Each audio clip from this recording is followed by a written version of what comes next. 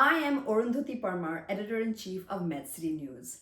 Glenn Tullman, the CEO of Transcarent, has for many years insisted that his company is not a care navigator.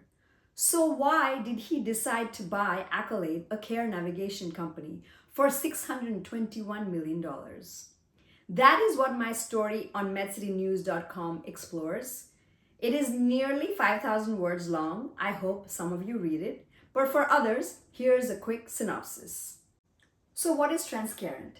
Transcarent is a tech-enabled startup, but has roots in the surgery centers of excellence business that aims to help self-insured employers lower their healthcare costs while giving employees a great experience. What is Accolade?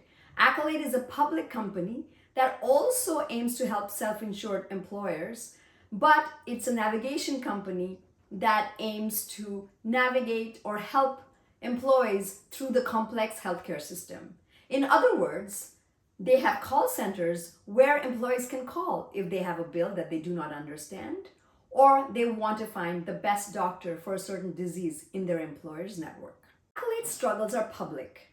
It has lost big customers, closed locations, cut its workforce, and basically seen its stock slide into near oblivion. Transcarent's challenges, if any, are not publicly known because it's a private company. So I got lucky when I was able to interview some former employees who basically said that Transcarent's and Tullman's vision for healthcare transformation is not really panning out. Why not? They say that Transcarent is routinely excluded from RFPs for care navigation, and even the other products are not really gaining traction fast enough in the marketplace. So former employees, competitors, former associates, people that have known Tullman for a long time said similar things, and some of them even called into question some of the business tactics that Transcarent uses and Tullman uses to gain new business. Knowing some of the questions that were being raised, I reached out to Transcarent's Vice President of Communications and Government Affairs, requesting an interview with Glenn Tullman. In fact, she had already reached out to me earlier, and I kept requesting the interview over and over, and I also texted Tullman directly. Each time I was declined, Tullman did not respond to the text I sent him. In my reporting, the Livongo Teladoc deal kept coming up. Now remember that historic digital health deal? Livongo was a chronic disease platform that Glenn Tullman sold to Teladoc, a telemedicine company, for $18.5 billion. Now, thereafter, for whatever reason, and there is disagreement about who is to blame, the deal didn't really work out, and Teladoc's CEO ultimately resigned last year. What people kept saying over and over was that they see parallels between how Livongo was built up and how Transcarent is being built up, bit by bit, cobbled together with, mediocre to, ordinary assets, and then slapped together with a bunch of different technology, and then sold as a transformative platform by a brilliant marketer.